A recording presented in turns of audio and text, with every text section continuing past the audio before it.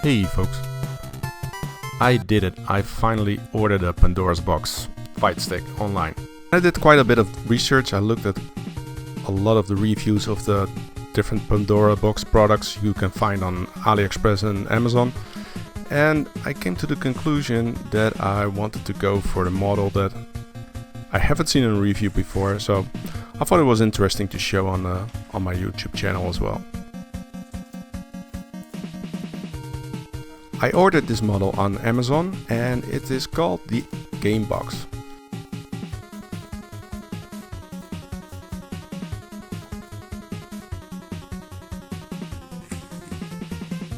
I was a little bit worried that it would invoke customs bill with additional VAT and the additional customs declaration of 13 euros. So I went through the Amazon route, Amazon DE, where you pay the VAT upfront because it is just a product you buy in the European Union. So here you can see a quick look at the content of the box. There are a bunch of cables. They look like pretty decent quality actually. HDMI, VGA cable, and Ethernet cable, and this little manual.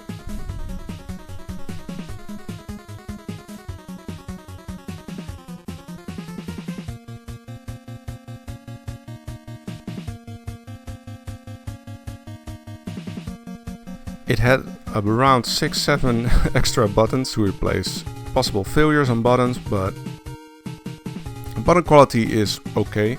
Those are not a Sanwa buttons where everybody's talking about. Personally, I don't have any experience with Sanwa buttons anyway, so it doesn't really matter. If I'm not convinced these buttons are any good, I can always order those, because apparently those are the best.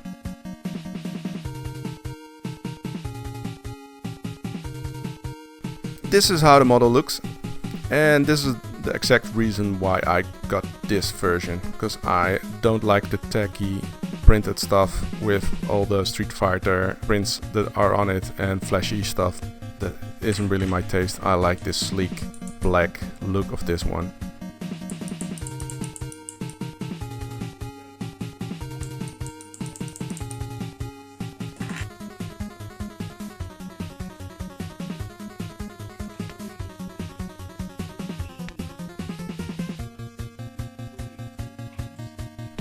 It features some additional PlayStation 3 and PlayStation 4 buttons, a coin start button for player 1 and 2, and a pause button. The pause button you can use to go back in the menu. Let's turn this thing on and see what it can do.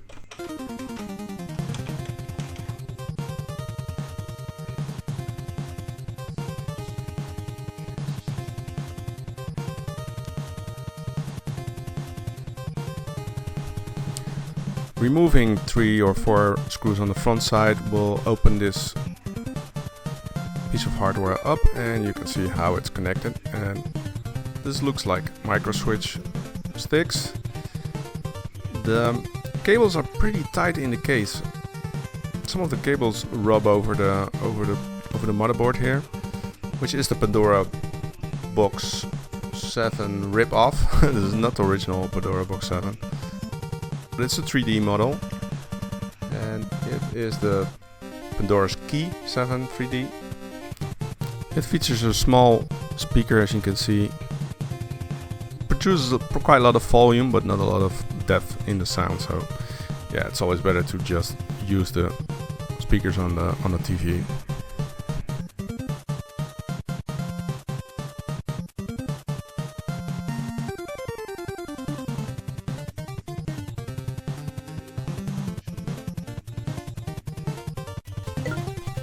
It features 10 3D games.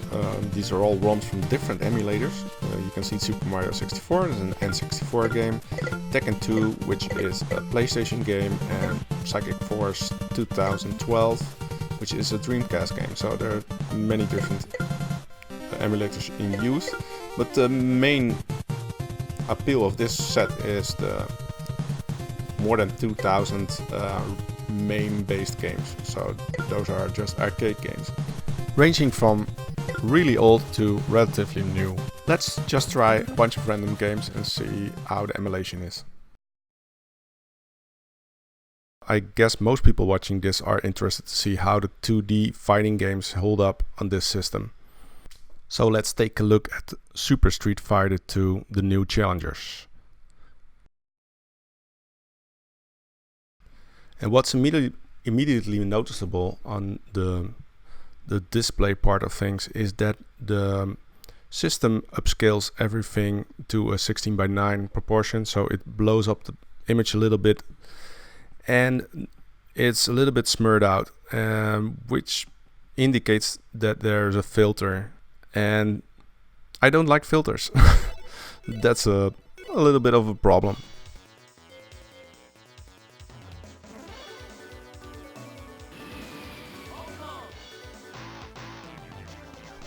It's not visible in this recording, but my TV does cut off some parts of the screen on top and on the bottom, which is pretty weird. The output signal on the capture device does work pretty well. So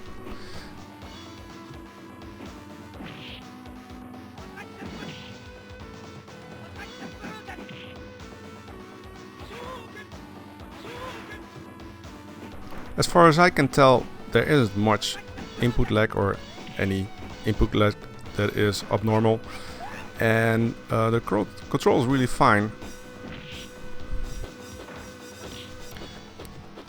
The joystick works good in my opinion. It does what it needs to do. It isn't too loose or too tight.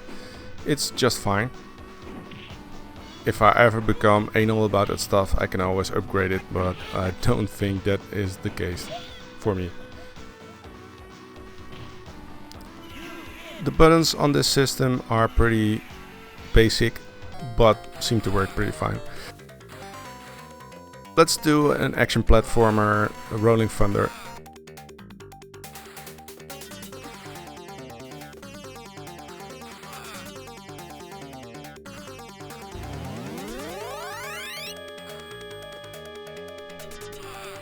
While recording this footage, I immediately noticed an enormous amount of screen tearing, and I didn't notice it in any or not many other games, so it seems to be a case-by-case problem.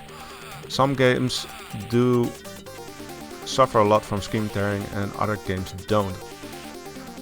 This is really horrible, and it's really unfortunate because this is one of my favorite games. But look, as I jump down the stairs, it is cutting up the screen in bits.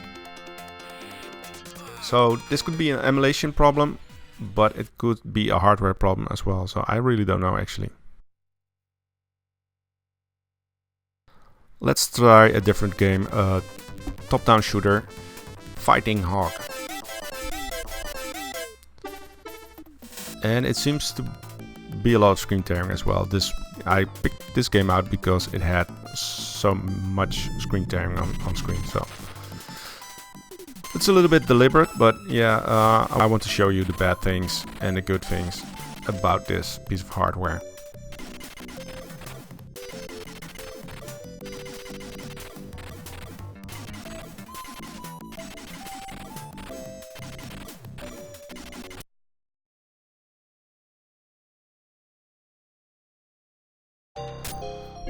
Also, Strider suffers a little bit of screen tearing, but it's not so obvious as the other games that I showed you till now. And for the most part, this plays really good. So, as I said before, there's no input lag whatsoever that I can notice, at least, because I seem to be not so.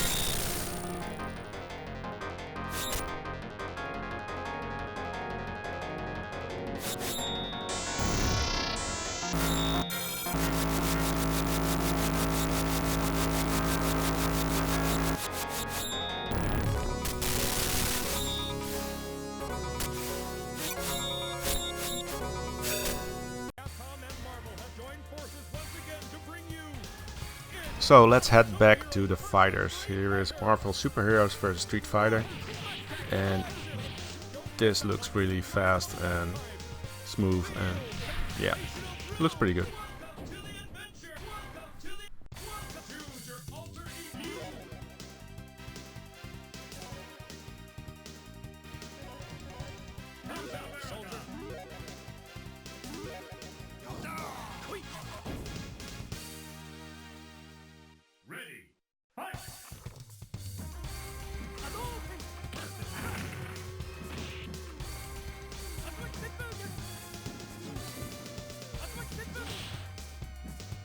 But if you look closely, you can see a little bit of screen tearing here as well, because the background doesn't move so much as in platformers. It isn't so much noticeable. But yeah, the hardware seems to have a general problem with screen tearing. That's the biggest gripe about this system. I must say, looking at this footage, it is more obvious than when I play, because you're more focused on the foreground and not on the background.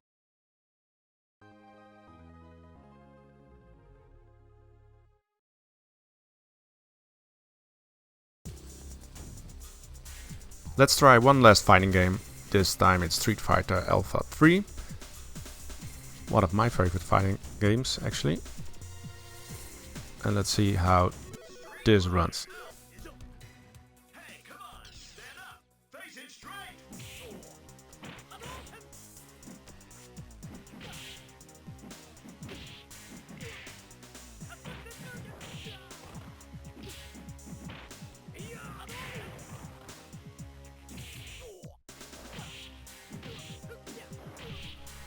As there doesn't seem to be any lateral scrolling or vertical scrolling, it does seem that this game runs completely as it should, so it runs fine. And it shows that fairly modern games run quite well.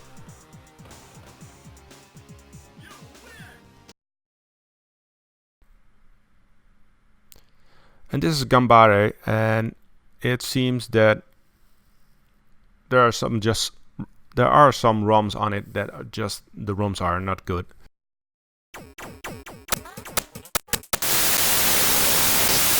So in this case the sound is completely messed up. I just put in a little bit of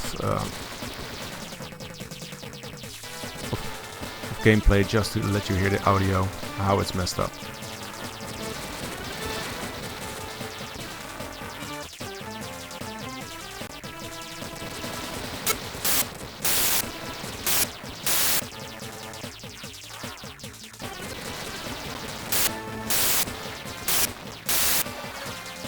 Well, that takes us to the conclusion of my review of this system. And as you have seen in the footage, the biggest problem of this thing is that it has some slight or excessive screen tearing in some 1 or 2 games. And yeah, that's a little bit of a letdown. The other thing is that the filters that are pushed on the graphics, I don't like it. I guess some people like it, but especially on the older games, it is really annoying because it smushes out the graphics to an extreme that it's, for me, unplayable more or less. The controls are really tight. I'm really satisfied with the buttons and the stick. That certainly isn't any problem. The software is, the user interface is basic and pretty good, but it's very annoying that you're not able to search or select games by first letter or something like that. To conclude, I highly doubt that purist and hardcore arcade gamers will be very impressed by this piece of kit. It just has a lot of small problems, which doesn't give it the best emulation. The hardware is pretty good.